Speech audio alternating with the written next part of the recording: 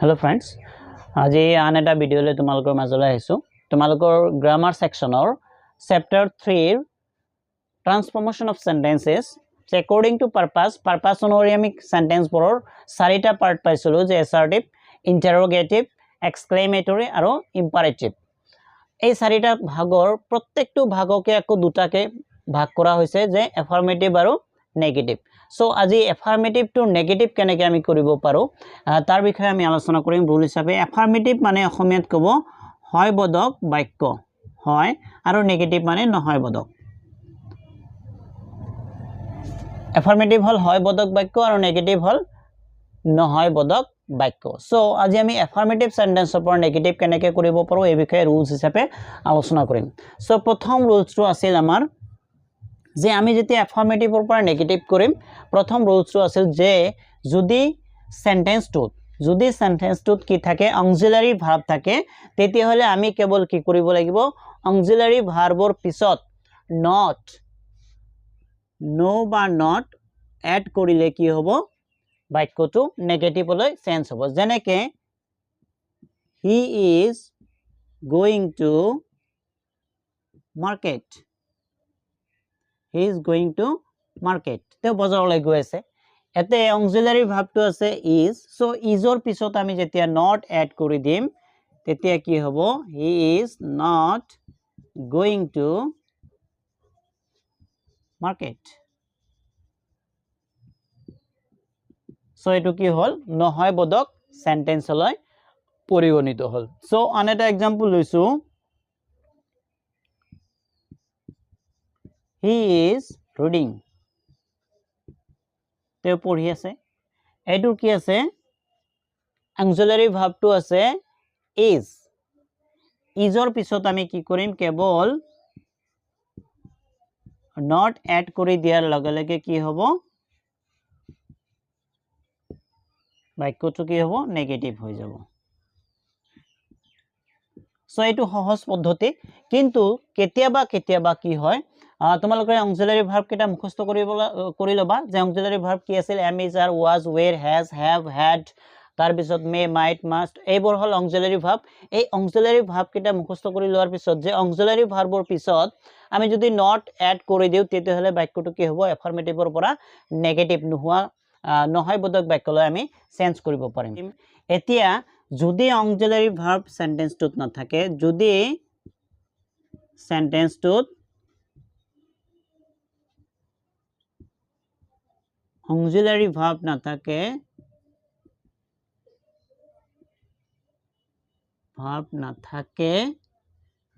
তেতিয়া হলে আমি কি কৰিম যদি সেন্টেন্সটোত auxiliary verb নাথাকে তেতিয়া হলে আমি কি কৰিম do, does আৰু did or helpেৰে আমি কি কৰিম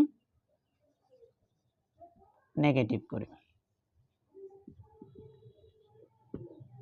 do, does আৰু did or helpেৰে আমি কি কৰিম বাক্যটো নেগেটিভলৈ ট্ৰান্সফৰ্ম কৰিম। एग्जांपल লৈছো he likes milk, he likes milk। এটা কথা মনত ৰাখিবা যদি মেইন ভাৰ্বৰ লগত s বা es থাকে তেতিয়া হলে আমি এই does or help লম। so he এটো নেগেটিভ কৰিলে কি হ'ব he likes আছে এতে কি হ'ব does not like। এতিয়া মেইন ভাৰ্বৰ s টো কি হ'ব উঠি যোৱাৰ লগে লগে কি হ'ব like হ'ব milk। so এটো কি হল নেগেটিভ, এটো negative hall he does not like milk, তেওঁ গাখীৰ ভাল নাপায়। আৰু এটা উদাহৰণ লৈছো he went to market, he went to market, তেওঁ বজাৰলৈ গৈছিল। এতিয়া এটো কি আছে past tenseত আছে। সো আমি কি কৰিম এতিয়া do, does বা did or হলে মতে কাৰ হয় লম did, he did not go। এতিয়া মেইন ভাৰ্বটো কি হ'ব বেস ফৰ্ম হ'ব he did not go to market, তেওঁ বজাৰলৈ যোৱা নাছিল। সো এনেকে আমি কি কৰো যদি বাক্যটোত যদি কি নাথাকে অক্সিলাৰি ভাৰ্ব নাথাকে তেতিয়া হলে আমি ডু ডাজ আৰু ডিডৰ সহায় লৈ আমি বাক্যটো কি কৰো নেগেটিভলৈ চেঞ্জ কৰো সো সিম্পল ৰুল দুটা আমি ইতিমধ্যে আলোচনা কৰিলো এতিয়া আমি বেলেগ এটা ৰুলস আলোচনা কৰিম যে যিবোৰ সেন্টেন্সৰ there is or are ৰে স্টাৰ্ট হয় তেনেকুৱা ধৰণৰ সেন্টেন্সক আমি যদি নেগেটিভ কৰো তেতিয়া হলে তাত কেৱল নোৰ জৰিয়তে নো এড কৰি আমি কি কৰিব পাৰো অক্সিলাৰি ভাৰ্বৰ পিছত নো এড কৰি সেন্টেন্সটো নেগেটিভ কৰিব পাৰো এক্সাম্পল লৈছো there are people outside এতিয়া there are আছে there are so এইটো আমি কি কৰিম নেগেটিভ কৰিলে there are no people outside এতিয়া আমি not use নকৰো no use কৰিম আন এটা এক্সাম্পল লৈছো there is some biscuits in the packet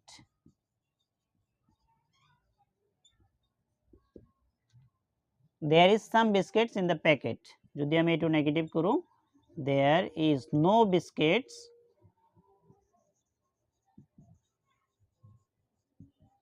in the packet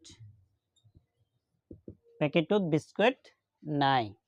so এনেকুৱা ধৰণৰ there is আৰু there are ৰে স্টাৰ্ট হোৱা কিছুমান বাক্য আমি যেতিয়া নেগেটিভ কৰিম তেতিয়া আমি no ইউজ কৰিম আন এটা ৰুলস লৈ আইছো যে যদি সেন্টেন্সত someone somebody something or somewhere থাকে তেতিয়া হলে আমি নেগেটিভত কি কৰিম someone ৰ বিপৰীতে আমি কি লিখিম no one somebody ৰ বিপৰীতে আমি কি লিখিম নেগেটিভত nobody something or বিপৰীতে কি লিখিম nothing আৰু somewhere or বিপৰীতে nowhere এতিয়া এক্সাম্পল লৈছো এক্সাম্পলত আমি ক্লিয়াৰ হ'ব বস্তুটো যে there is something on the table there is something on the table there is something on the table এতে there is something আছে something or বিপৰীতে আমি কি লিখিম something or বিপৰীতে এইটো something or বিপৰীতে আমি nothing লিখিম there is nothing on the table someone থাকিলে কি হ'ব no one এক্সাম্পল লৈছো someone is calling you এটো নেগেটিভ কৰিলে কি হ'ব no one is calling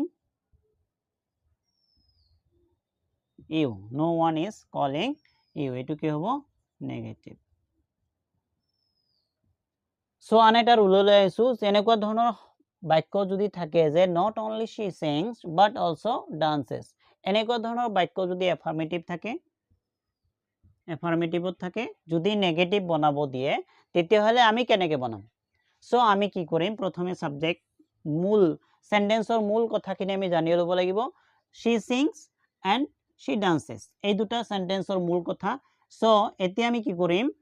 she sings এই দুটা যদি আমি কি কৰো she sings এইখানে যদি আমি নেগেটিভ বনাও কেনেকে বনাম she does not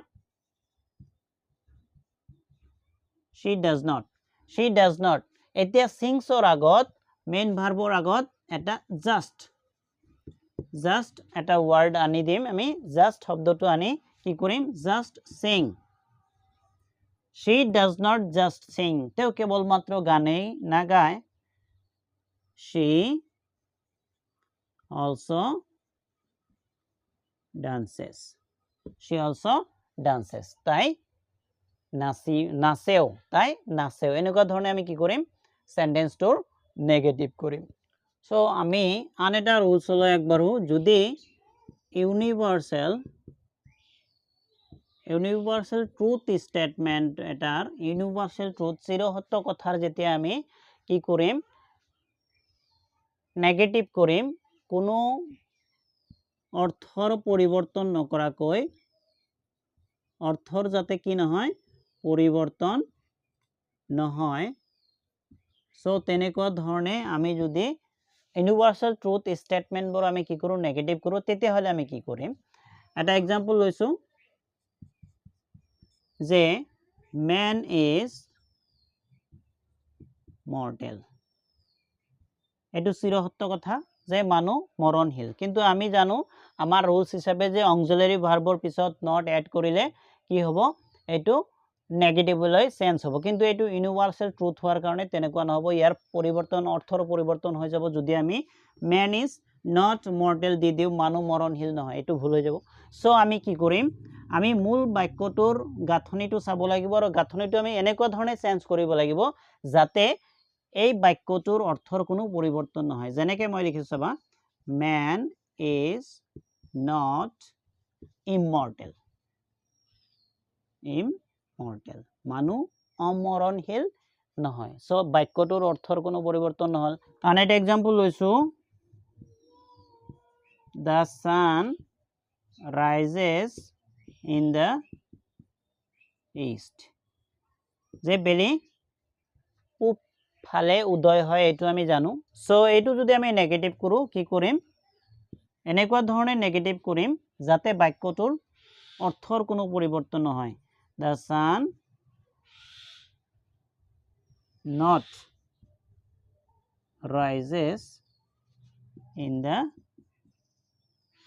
west the sun not rises in the west যে বেলিটো পশ্চিম ফালে উদয় নহয় আলটিমেটলি বেলিটো কত উদয় হয় ইষ্ট পূবত আন এটা एग्जांपल লৈছো coil is black কয়লা কলা এটো আমি সকলে জানো এটো ইউনিভাৰ্সেল ট্ৰুথ হয় সো এটো যদি আমি কি কৰো নেগেটিভ কৰো কেনেকৈ কৰিম coil is not এটো ব্ল্যাক দিলে কি হ'ব অৰ্থটোৰ পৰিৱৰ্তন হৈ যাব সো অৰ্থটো যাতে পৰিৱৰ্তন হয় কি কৰিম coil is not white কয়লা বগা নহয় আলটিমেটলি কয়লা কি হ'ব কলা সো এনেকুৱা ধৰণৰ বাক্য আমি অৰ্থৰ পৰিৱৰ্তন নকৰাকৈ বাক্যটোৰ গাঁথনি চেঞ্জ কৰি আমি এফাৰ্মেটিভৰ পৰা নেগেটিভ কৰিব পাৰো সো আজিলৈ ইমানে ইয়াৰ পিছত আমি এছাৰ্টিভৰ পৰা কেনেকৈ ইন্টাৰোগেটিভ কৰিব পাৰো আৰু ট্ৰান্সফৰ্ম আছে এছাৰ্টিভৰ পৰা কেনেকৈ ইন্টাৰোগেটিভ কৰিব পাৰো আকৌ ইম্পাৰেটিভৰ পৰা কেনেকৈ এছাৰ্টিভ কৰিব পাৰো তেনেকুৱা ধৰণৰ আমি কিছুমান ৰুলস আলোচনা কৰিম